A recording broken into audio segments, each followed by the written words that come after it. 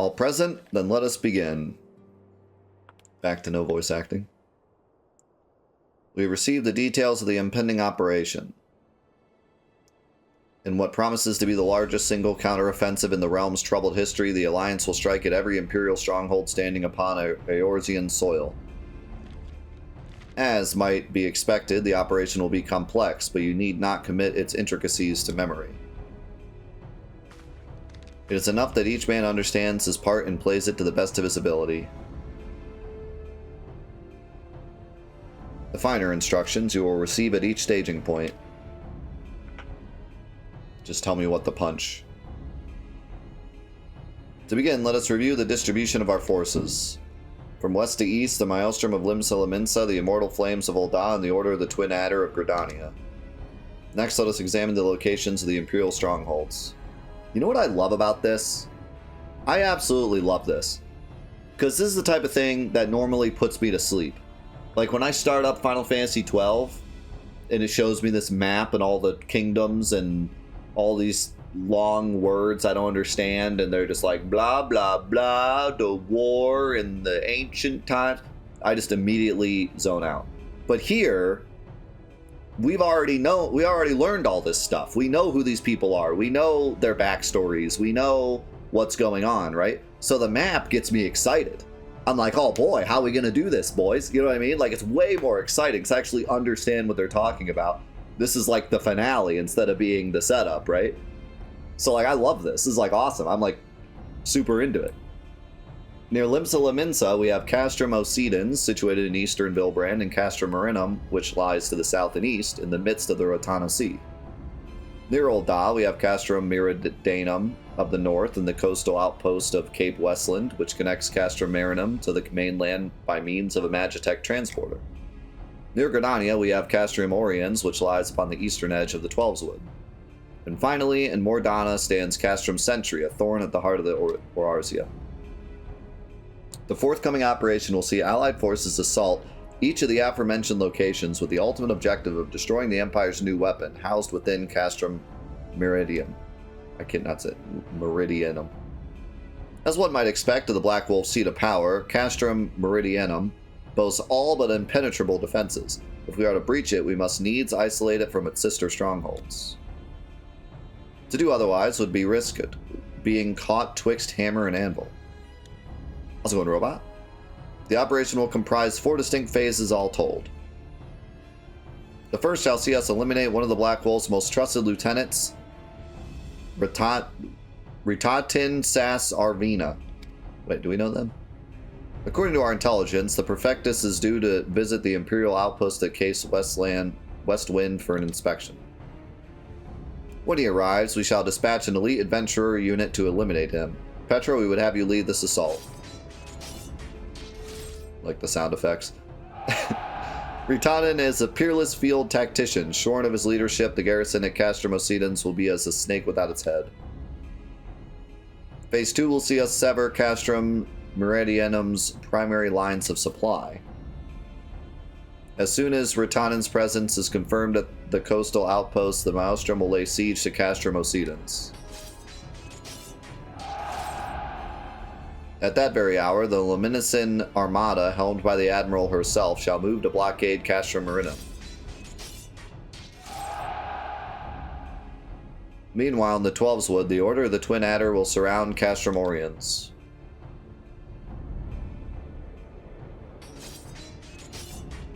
And they'll have the Sylphs to help them. Frictio's been waiting for a chance to avenge these ones. Wow, he really said it like a Sylph. What a guy. Phase 3 shall see us neutralize Castrum Meridianum's defenses. Forming our main thrust, the Immortal Flames will march against the stronghold with all their strength. While the enemy's eyes are thus drawn outwards, another elite adventurer unit shall infiltrate the Castrum. Its mission? To disable the Magitech field generator which protects the Praetorium, a fortress within a fortress wherein the ultimate weapon is believed to be housed. Petra, we would have you take command once more. Meanwhile, the Order of the Twin Adder will blockade the railway which connects Sentry and Meridianium, preventing the timely arrival of reinforcements from Mordona.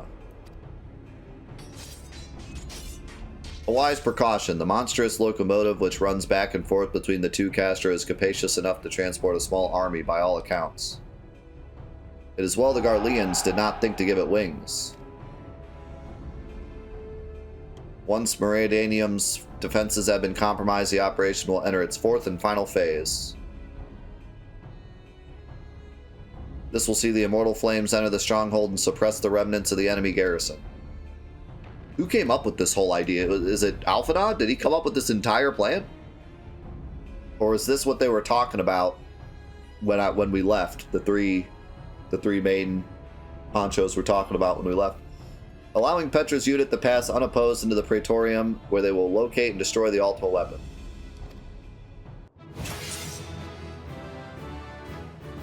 Oh, easy as that. By this feat shall the operation be deemed a success.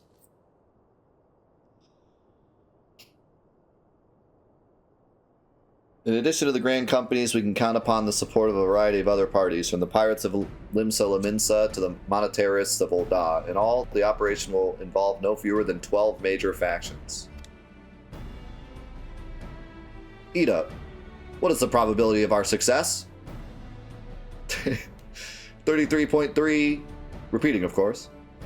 Legend holds that the Archons were 12 and 1 and 1 and 12. It is for this reason that our grand endeavor has been dubbed Operation Archon.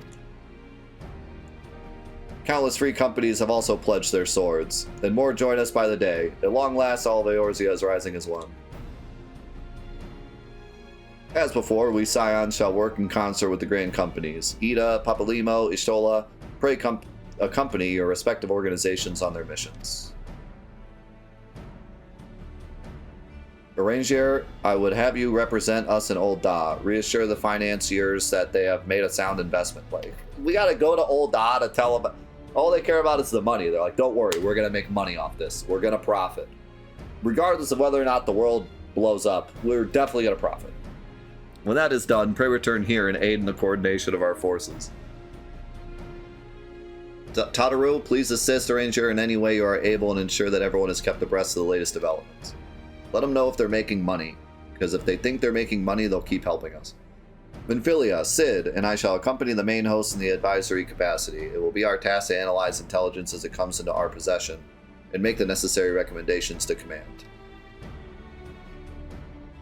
As Alphinaud mentioned, you are to lead the elite unit of adventurers whose task it will be to see each of the Operation Archon's main objectives fulfilled.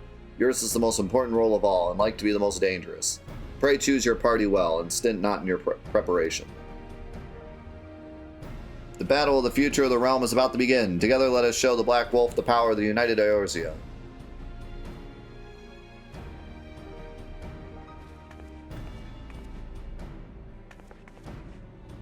Pray report to the Immortal Flames encampment situated to the north of here when you are ready to be briefed on your first mission.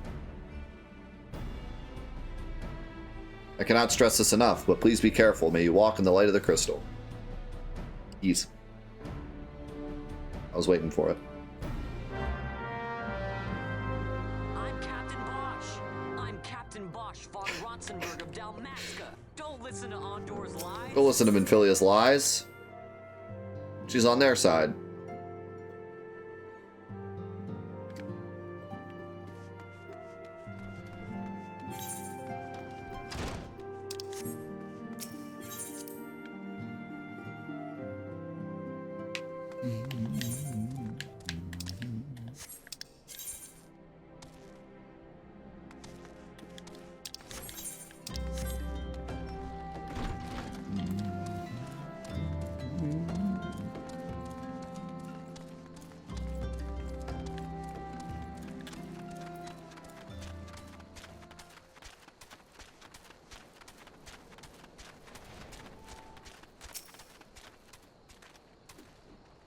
You are welcome, Petra Snakeboat of the Scions. It's a weird way to put that.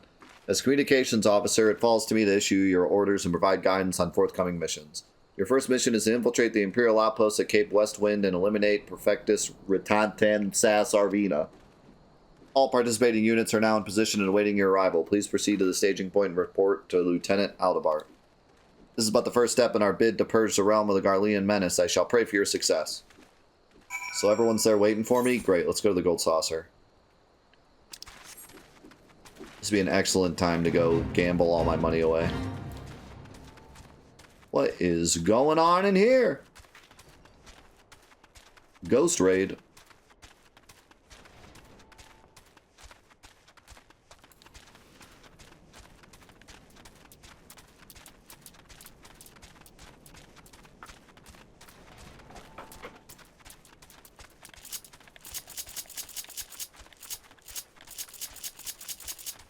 Time to go play some cards.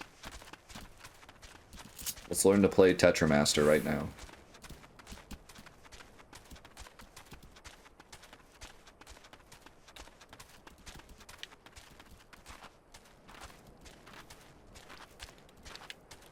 Or Tetramaster. No one likes it.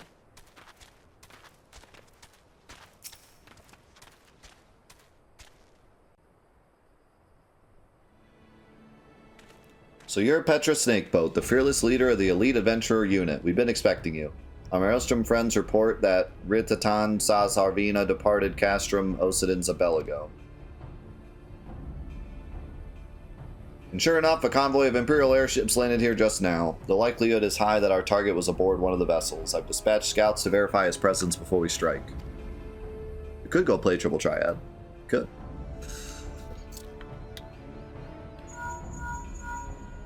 Command all units, requesting status report. Is there any Triple Triad at Gold Saucer? If there isn't, we should try Triple Triad separately. This is Antline 1. Target has not been sighted. Okay, so I could try it when we go there. This is Antline 2. Likewise, target has not been sighted. Antline 3 here. We got nothing for you neither. This is Antline 4. Nothing to report as of... Wait! Disregard previous message. Target sighted. I say again, target sighted. Man, we're really like a Call of Duty crew here. Understood. Hold your position. Does anyone else find it weird that everyone in this game talks very, like, floaty, but then the soldiers are, like, straight up, Alpha Bravo, we got the Tango! You know, like, it's kind of weird. Like, it's very... It doesn't fit. But maybe it does. I don't know. Do you think they talked like this back then? How did they communicate with their commanding officer way back when? Did they use the same floaty language? I don't know. I would have no idea. Attention all units. This is Lieutenant Aldebart Cotter. It is funny to hear, though. Either way. I mean, not via cell phone, that's for sure, but... like I kind of wonder, like way back in the day, when talk was a lot more floaty and everyone used a lot of words. When you're talking to your commanding officer, is it the same way, or was it more precise? The first step of Operation Archon begins with us. Should we falter here, all hope of victory will be lost. I would imagine that, like, that's why it's so precise nowadays. Because back then, maybe they talked very floaty, and then they were like, yeah, this isn't working. By the time we figure out what you're saying, the enemy's here. We need to change this up. At some point, they had to have realized that it was a bad idea. Just no small burden, but know that I believe in all of you, so believe in yourselves, and together we will blaze a path for our brothers and sisters of the Alliance to follow. At some point, someone was just like, alright, just say 10-4. We will create multiple diversions and disperse the enemy garrison. That should give you a chance to breach their defenses. Go now, Petra, and bring us Ritadan's head. May Ralgar grant you strength. Maybe someone that watches on YouTube is like a military historian, and we can get the answer to this. Commence diversionary maneuvers. RJP, thank you for the 46-month primer. Thank you, man.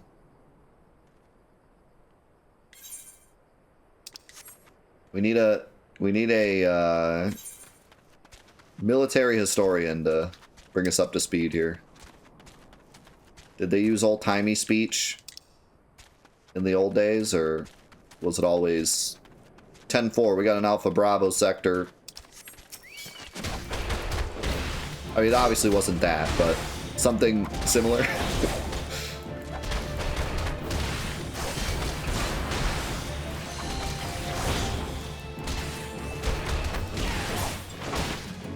where they literally like, doth thou attacketh the... We don't have time for this, Shakespeare.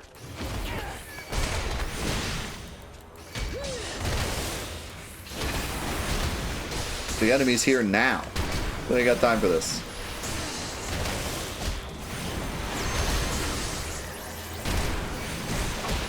Oh man, it was a blast. So we only opened the cards for like the first hour, I think.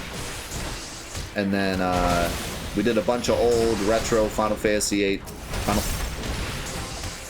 My brain just like left the building. I don't know what. Where did I come up with Final Fantasy VIII? Was it because we were talking about Triple Triad? We did a bunch of old 4.8 retro stuff. We did a Mega Man speedrun. We did a Kirby speedrun. It was fun. It was a good time.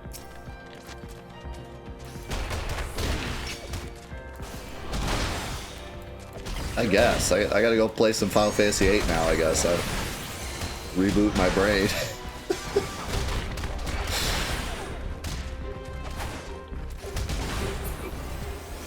Oh god. I think I'll just go to bed after this stream, you know? Just fall right in bed.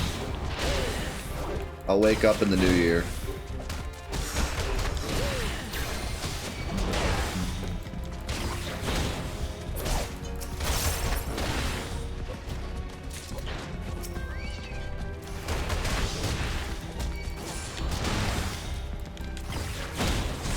Nice, Numbry. That was a good one. I really enjoyed 8 a lot, talking about it and stuff. That was a great playthrough.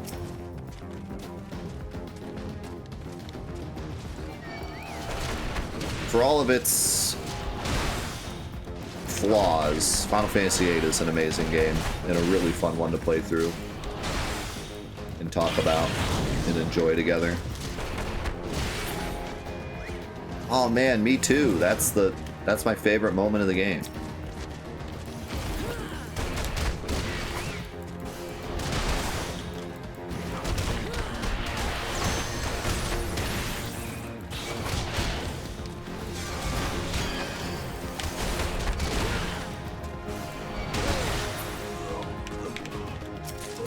You got distracted trying to get rid of the random rule. Oh no, relatable.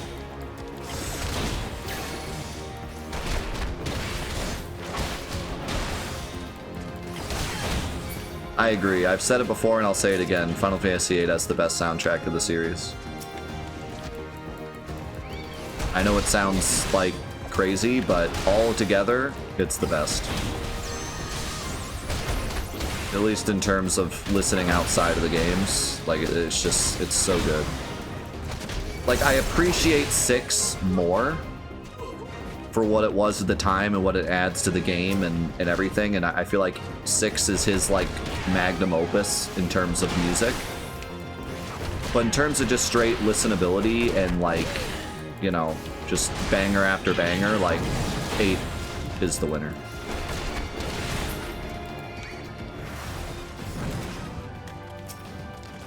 I feel like 14 wins in terms of like content. Like, you can't compete with 14 and it's years and years and years of music content. But I mean, I think that even, well, I shouldn't say this because it's probably wrong, but I think that most Final Fantasy XIV people would agree that Final Fantasy VIII soundtrack is better than Final Fantasy XIV soundtrack on release. Like, the game as it released, 8 is the winner. Now, like, if you want to combine all of 14 and everything it's ever done all together, then like, yeah, can't compete with that. But on release, I think most would agree. But see, I say that and then people will be like, nope, 14 is the best no matter what, so whatever. But I think we're being reasonable, at least in a reasonable thing to say.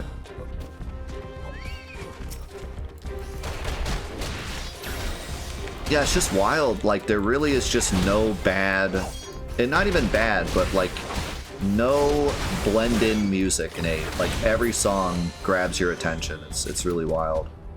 I can't even say that about 7. You know, there are multiple tracks in 7 that are there to do their duty, and then you get the bangers. But like 8 is just wild. Everywhere you go, it's like, oh my god. Like, the only 8 song that I personally don't really like much is the world map theme. But a lot of people love the world map theme. I think that's just a personal thing with me. I just don't really like it. Maybe because I grew up playing 7, 8, and 9, and 9's is such a banger that it makes 8 seem worse, and then 7's, you get the main theme, so like, obviously it's going to be incredible, but then the theme that comes after that isn't as good. But the main theme, obviously, is incredible. So you have that, and then you have 9, which has like the best overworld theme of all time. So it just makes 8's seem a lot worse.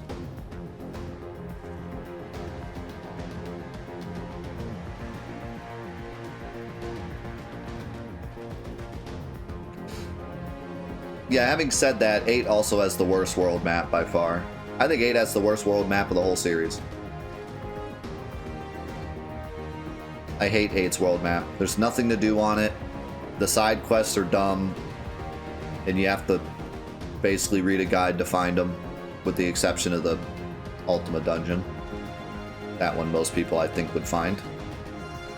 The Chocobo thing is dumb, or at least the worst in the series. The only really cool moment with 8's world map is when you find Odin for the first time. When you run into Odin's tower and realize that it's a complete side quest for a summon, like, that's really cool. But everything else is like, you just go to the next thing, and I don't know, it just sucks. And you get the airship so late, and then there's nothing to do with it. The Ragnarok is really cool, but there's just nothing to do with it. And finding the White Seed ship is terrible. I just hate it. It's just so empty. I don't know. I just don't like it. The other thing I like about 8's world map is the trains. How you can like watch the trains drive around while you're running around. Like, that makes it kind of feel like an alive world. But nah, I think overall 8's world map just blows. When I think about all the cool stuff that 7 and 9 do, 7 with all the side areas you can go to and like how the world map transforms over the game, and then 9 with like the mist and all that, and like the very verticality of 9's map and stuff, and how you get the airship pretty early and you can explore. Like, I just think 7 and 9's completely trump 8's by far. And then like even the old games, I feel like there's so much exploration with the old games. Like, I loved exploring Final Fantasy I's map. And it was just really cool when you unlock a new continent. You're just really excited to go there and see what's there.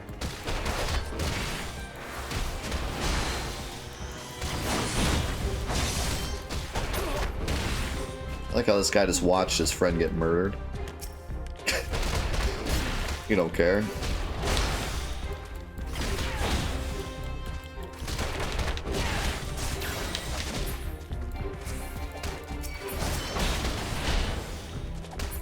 Running into Emerald on set. Yeah, it's so many like memorable moments with the world map in 7. Then you have Final Fantasy II's world map, where you walk 2 feet out of line and get annihilated by level 80 enemies. Like, that's exciting, you know? Terrifying, but also exciting. I don't remember a lot about 4's map.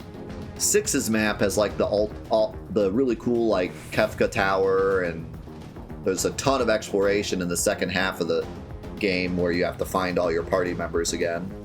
So like, that's really cool. I don't really remember 4 and 5's world map very much. And 3's was okay. I don't remember being super impressed with 3. 3 is the one where you like break your airship and then get a new airship, if I remember correctly. So you're like stranded in that one area for a bit. And I remember going to that big tower. Like, there's some cool stuff in 3, I think.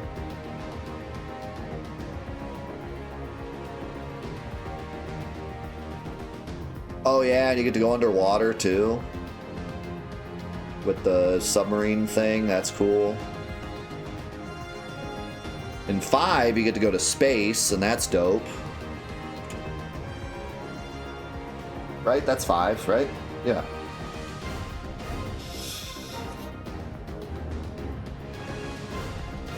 That's 4? Wait, where do you go in 5? 5, you go to the other planet. Right? Because you go to Galif's world. Right? Yeah, you go to the different world, yeah. That's what I was thinking. 4, you go to the actual moon, right? 5, you go to the other world. 6, you have to go around and get all your party members. 8 is just like, I mean, you do go to outer space in 8, but doesn't have a world map. You just go there. 8 just doesn't, yeah. I don't know. I've never liked 8's world map. It might also be a bit of like me getting lost on the map all the time as a kid. So it might be, I might have a grudge against it a bit, but.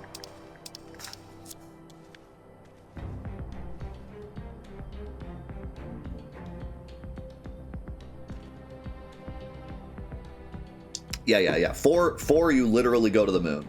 And 5, you go to another planet. So, like, technically you go to space, but yeah, you go to another planet.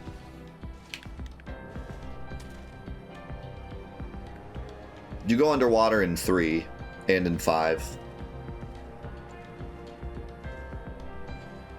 Which is really, like, crazy, because I grew up playing 7 first, and if you would have told me, if you would have asked me, like, do you go underwater in other games, I probably would have said no. I probably would have been like, oh no, 7's definitely the first one you go underwater. Like, this was obviously like a big innovation, but nope. That was a reference to the older games, or, you know, taken from the older games.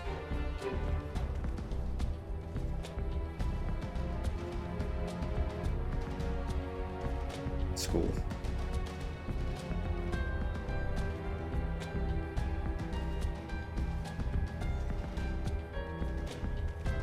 Yeah, the moon music is really dope. So what's the best world map then, if 8 is the worst? What is the actual best world map? I feel like a lot of people would say 7 just for nostalgia, but... Or 9.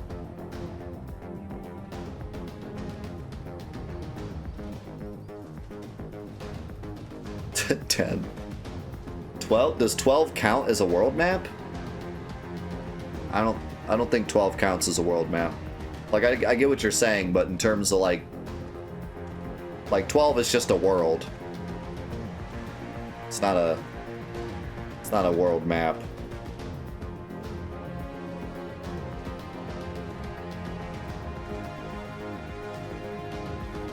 $10 doesn't have a world. What are we talking about here? I'm talking like world map in the traditional sense of, like, you're a giant icon running around a map to enter areas. 10 doesn't have one. That was the joke.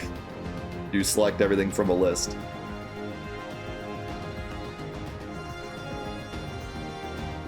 I'm not saying best world. That's a completely different discussion. I'm talking world map. 6. I like the exploration of 6 a lot. 7 is cool, but a lot of it's linear.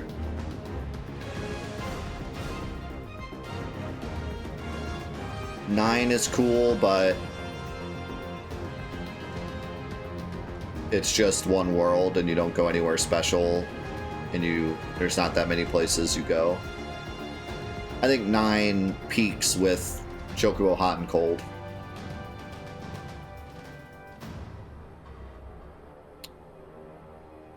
I always really liked the mist in 9's world, but other than that, there's not a ton of, like, transformation that the world goes through. That's what's cool about 7, like, the transformation of the world, seeing Emerald Weapon and seeing Meteor and seeing Medeal get blown up and seeing the Sister Ray get moved, like, seeing Diamond Weapon on the map, seeing Ultima Weapon on the map, and then having Ultima Weapon blow up the area so you can go up to the forest. Like, all the things that happen in the map make like 7 really interesting. And you can fly around the world map in 7 and know what part of the game you're in, you know? So I think 7 gets a lot of credit for that. But 7 does not have the exploration that 6 has.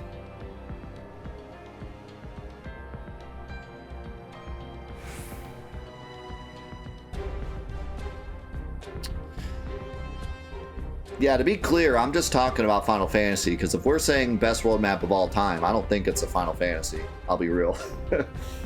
I do not think it's a Final Fantasy. I would throw Chrono Trigger into the mix. I would throw, like, Ni no Kuni into the mix. I don't think Ni no Kuni is the best world map, but it's definitely up there. There's a lot of games that have amazing world maps, but yeah, I was just talking Final Fantasy. Dragon Quest, I know, has some stellar world maps. I don't know enough about Dragon Quest, but I know they do. Evil Land 2.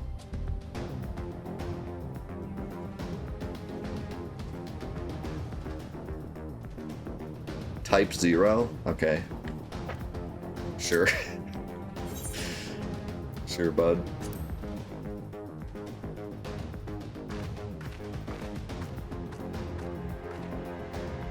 Epic. Oh yeah, this guy. We finally get to fight one of these dudes. It would appear we have unexpected guests. Now, where have I seen you before? Ah, but of course, the woman who felled the mighty Titan. That guy's like, uh-oh. This is the Icon Slayer? I see, the commotion without is not but a diversion. Allow me to hazard a guess. By eliminating me, you hope to undermine the garrison at Ossenance. A bold strategy, to be sure, but have you the strength to see its fruition? Leave us. None of you are a match for her. Send word to Castrum Ossenance. Tell them the Luminescents are coming. At once, my lord. Petra, stop them. Petra, stop them. Petra, stop them! You had one job. 15 years have come and gone since Lord Ban Balsar first set foot in Eorzea. Yet his ambition for the realm burns as strong as ever it did. Know you what fuels an adventurer? The desire to deliver the people from their suffering. The lands he has conquered were all beset with problems. Poverty, starvation, lawlessness, and strife. My homeland was no exception. Had my lord not reached out and claimed it for the Empire, it would eventually have destroyed itself. But under his sage leadership, my people enjoyed such peace and stability as we had ever known. And he only desires the self-same for the people of this realm. Under his rule, Eorzea would be free from the shackles which bind it, the shackles of false faith. There would be no feeble leaders to misguide the masses, no icons to bleed the realm dry. True peace would reign, and the people would be free to live their lives without fear of persecution or oppression. Should you doubt the truth of my words, I bid you look upon me. I am no son of Garlemald, yet Lord von Balsar saw fit to raise me to a station of great honor. He measures a man not by his birth, but by his worth. Such is the sense of justice. By the grace of his excellency, I am where I was born to be, upon the field of battle.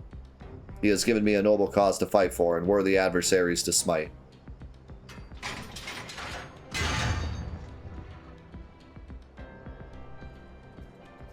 I kind of like these guys kind of arguing for the Empire, because we've seen some of the Empire, but not enough to, like, say for sure he's wrong. You know what I mean? Like, we do know that the head honchos of the Empire are evil, because we've seen them just straight up, like, kill people and stuff. But in general, the idea behind the Empire isn't necessarily a bad one, like, if they were good. If they were to get rid of the icons and rule all of Eorzea, but then do it in a way that's not oppressive, it's not necessarily the wrong answer to, like, fixing the world, right? But we know that the Empire leaders are evil, so we know that our cause is just. But it's cool that they, like, argue for the Empire, because they're not necessarily wrong. It's just the head honchos are evil. I am not wont to bear my steel needlessly, but if you are deaf to reason... Oh, epic song. In the name of Lord von Balsar, I, Ritatan Zazarvina, do swear to strike you down. I am actually Darth Vader, confirmed.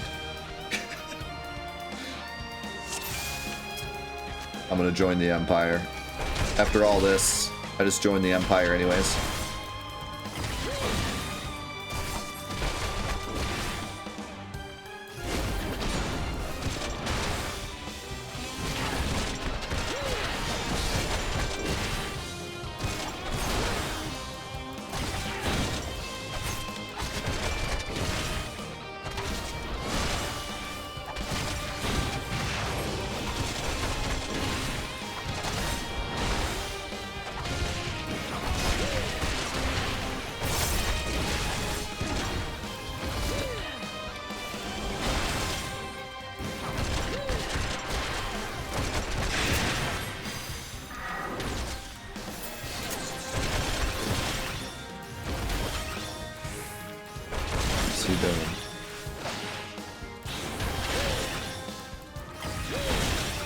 Let me show you the technique of my people.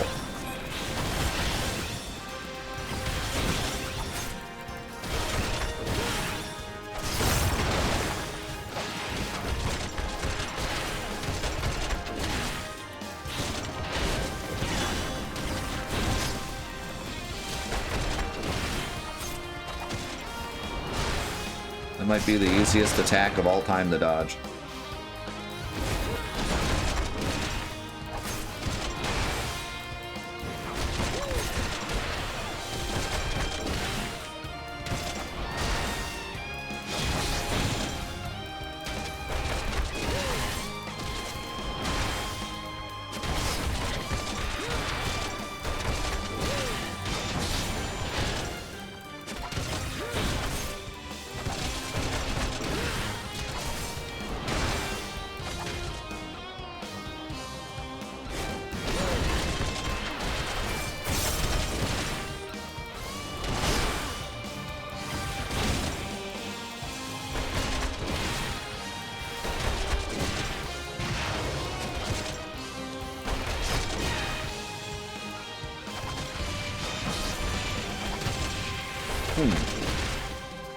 That's weird. Why does it show me his flank then?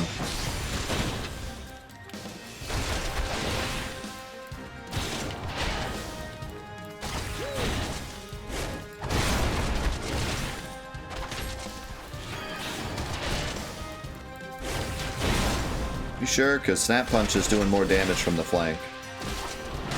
Currently.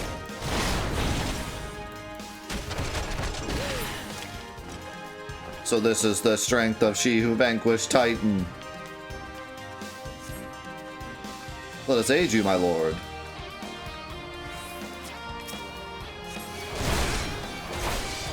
Welcome to the fight, losers. Die.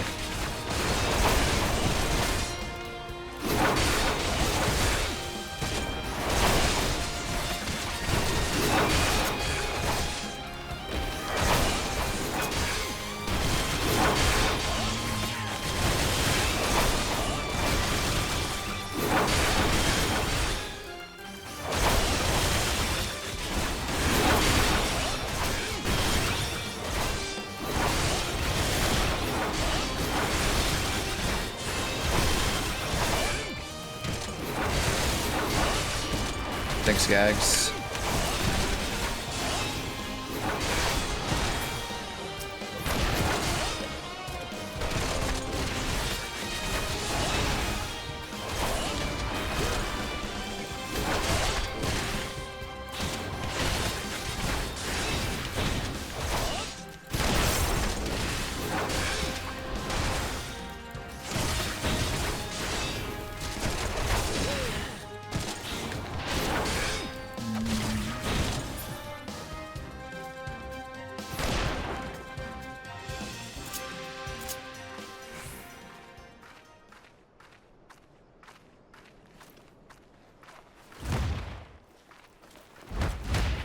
Thank you, Zangi.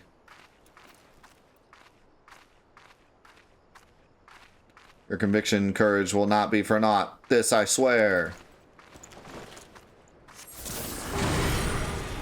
He's powering up. For victory and vengeance, I will strike you down.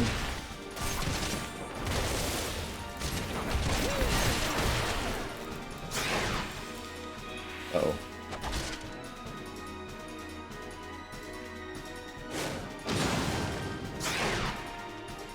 This dude's cool. I like how he wasn't a pushover, because he's like the first true Imperial guy we fought. So I'm glad they gave him some oomph.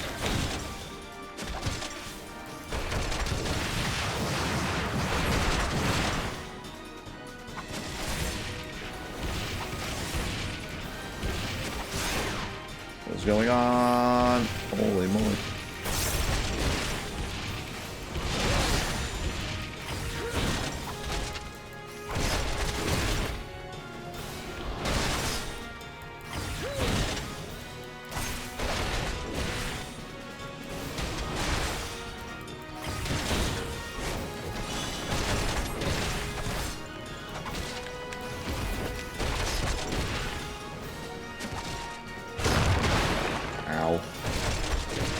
So that's kind of cool. It showed me the gimmick of that earlier.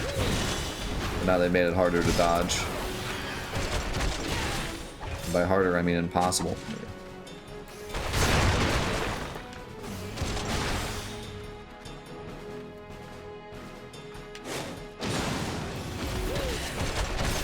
I don't understand what you're saying.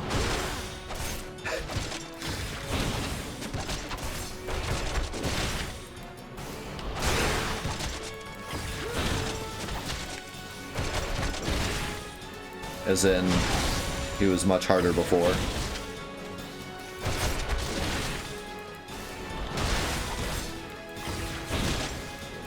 I mean, I would imagine.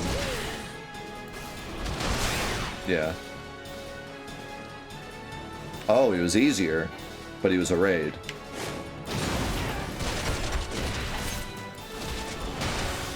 Okay, wait, we're getting multiple things here. Some people are saying it was a pushover, some people are saying it was the hardest thing in the game. Which one is it actually? Was it both? Was it easy when it was a raid and then they made it not a raid and it became impossible? Okay. I think I understand. It was both at different times.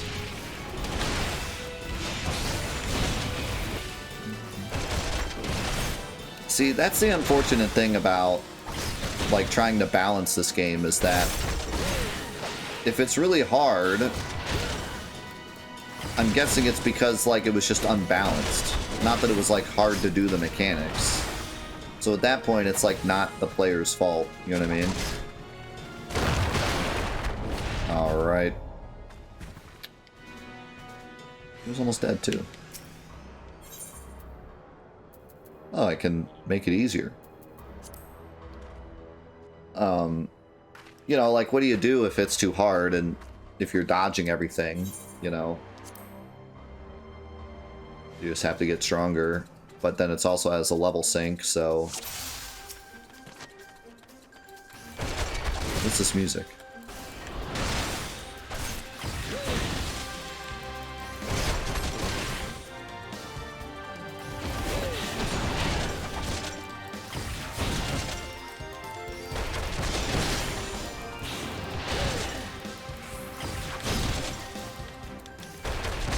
This is dope, though. A 3-phase fight, and the last phase is tough. Like, this is what I've been looking forward to.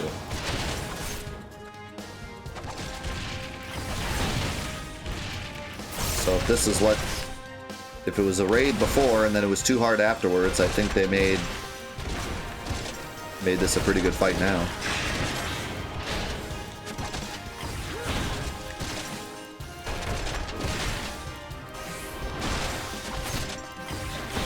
It's a pretty good improvement.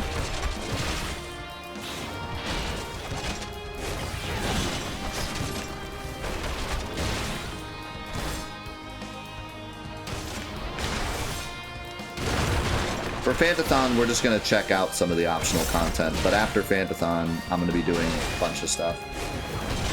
If I can get my PlayStation account to work, I might even try to get the Platinum, which is an insane task.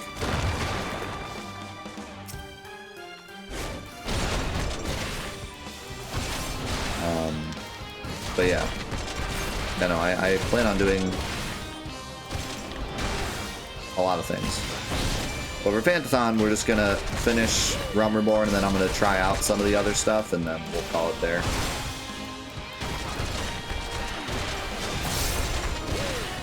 They should be the same, no? Are there two separate plats? So I don't think there's two versions of the game. I think they're the same.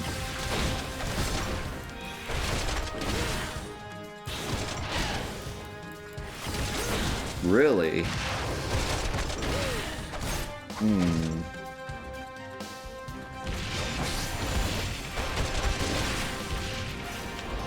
That's unfortunate.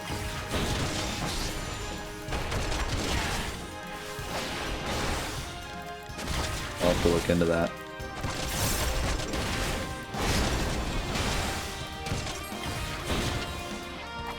I wonder if you do it on PS4, if you could auto get the trophies on PS5.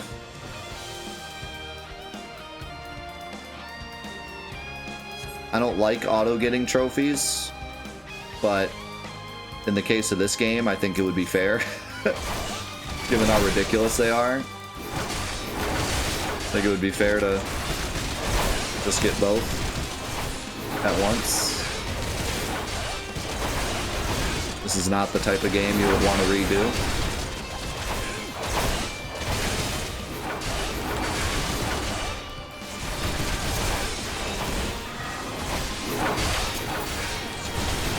Like for the remake, I accidentally, when I transferred my save over, it gave me the platinum immediately. And I was like, that's lame. So I played all the way through the PS5 version and did everything required for the platinum, even though I didn't need to. But no, for something like this, I would be very happy just taking my free trophies because, good lord, who would want to do that again?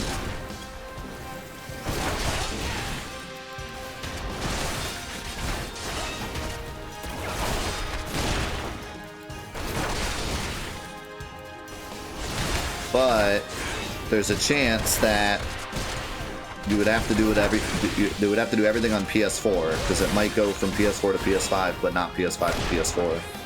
So I'll have to look into that. Given that it's an online game, though, there's a chance you could just log in on your PS4 and it would give you all the trophies. But like for the Final Fantasy VII Remake, you had to do it on PS4 and then transfer to PS5 to get the free trophies. You couldn't do it backwards. But seeing as though this is like an online account, you could probably just log in on your PS4 and it would count.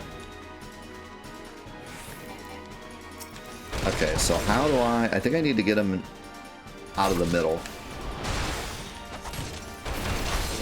That's what'll make that attack dodgeable. Also, ow. Oop, actually got out.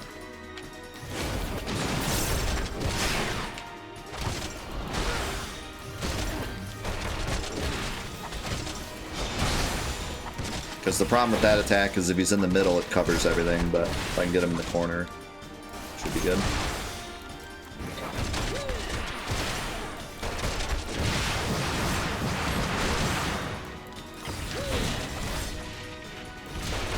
Is that the tank's responsibility to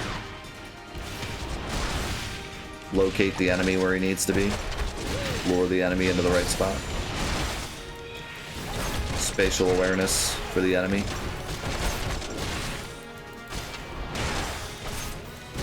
It's pretty cool. Here's the problem. He just jumped to the middle. Oh, but it follows me? Kind of? Yeah. Okay. I think I see. I think I get the gist. Just don't rush him when he's in the middle. I think I get hit here. Man, that move is quite the goon.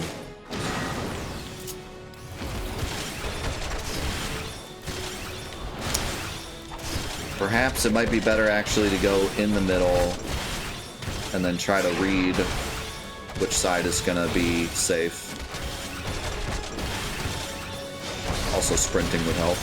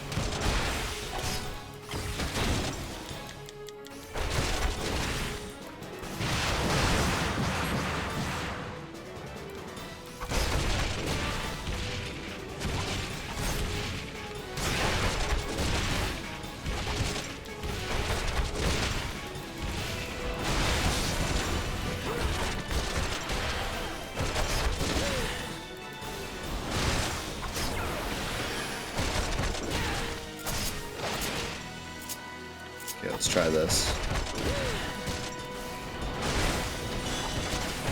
So this way. I see now.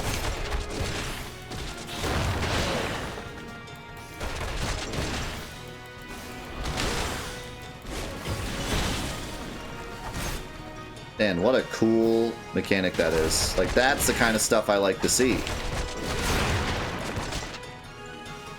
That's what I was asking for when we did that dragon fight, and I was like, why are there not actual mechanics in these fights? That's what I'm talking about. People were saying, like, that comes into play when you get to raiding, but I would argue this guy has some really nice mechanics you have to learn. This is definitely the best fight so far. I like it. I like it. Granted, you guys said this was a raid before, but that's beside the point.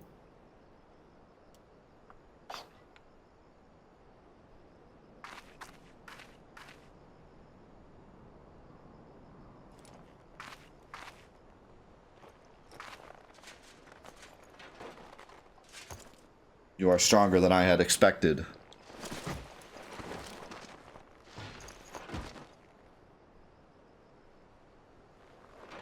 But I have my honor. I cannot. I will not yield.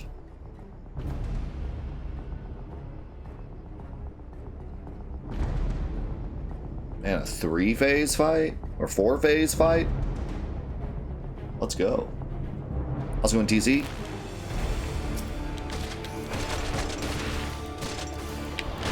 Uh-oh. I can't move.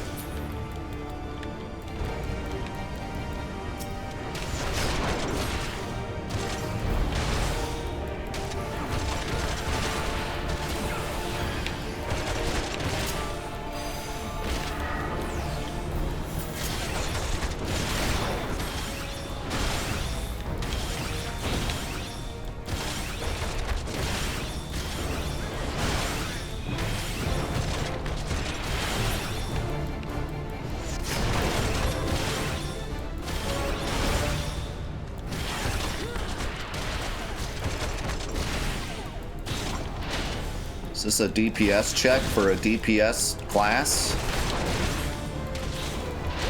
Say no more.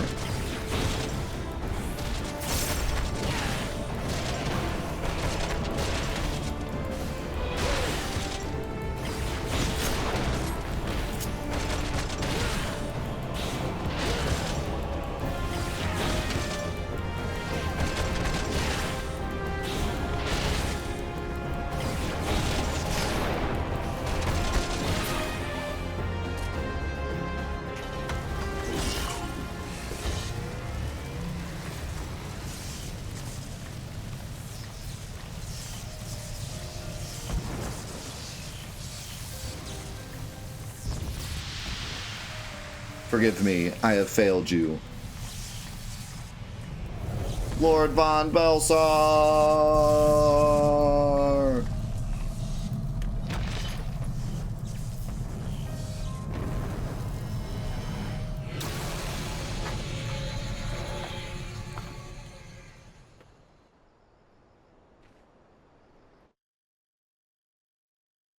Ba ba ba ba ba ba bee ba doo.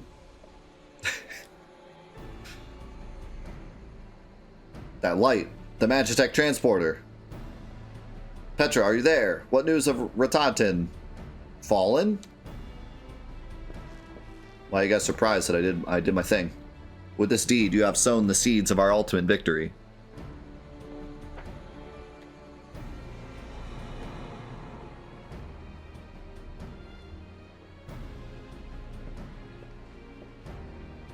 The fading of that light presages an end to the Empire's tyranny. Ratatin Sasavina is no more. Let the next phase of Operation Archon commence. Hurrah!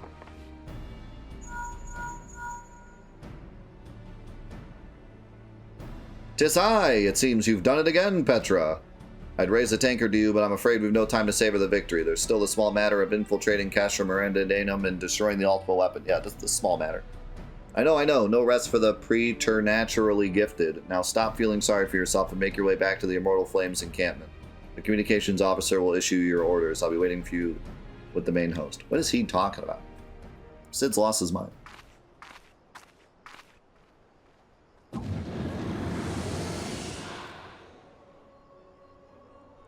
"Look, Hydaelyn, your minion comes, bringing the light. Alas, the gate to the void already stands open. Soon darkness shall consume all, and you shall bow down before the one true God." Da ha ha ha ha.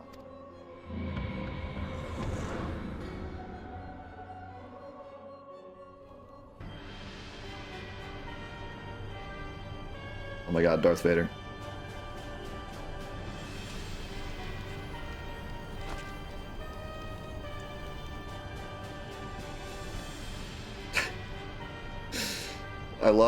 I love when characters hold pieces of paper in games like this, because it's always like perfectly rectangular and still. Like somehow they're holding it at the very, very bottom, but it's like perfectly angled. "The Perfectus? Slain?" "Regrettably so, my lord, and at the hand of the Icon Slayer, if the Centurion who survived the attack is to be believed." Ratatin. "Where were his men when he faced the enemy? Fleeing, even as their commander yielded up his last breath? If it should prove they questioned his right." "I cannot speak for them, my lord." Oh, it's Magitech paper. Alright, now it makes sense. Special paper. Magic paper. "Beg pardons, my lord, but there is more. The Maelstrom has laid siege to Castrum Occidens. Likewise, the Crimson Fleet moves to blockade Castrum Marinum."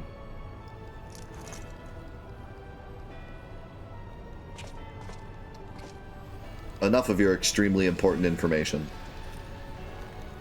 I have to do my Darth Vader thing. So this is their answer.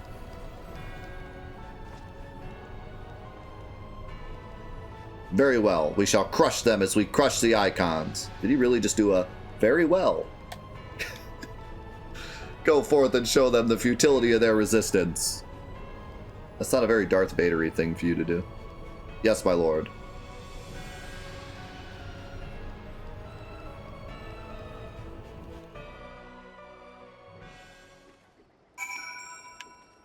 Oh wow, it just plopped us right here. Yeah, man, that fight, that's what I've been waiting for. That was a fantastic fight. That is what I've been waiting for since the beginning of the game. That was awesome. 10 out of 10 fight. 10 out of 10 mission. 10 out of 10 everything. We are truly gaming now.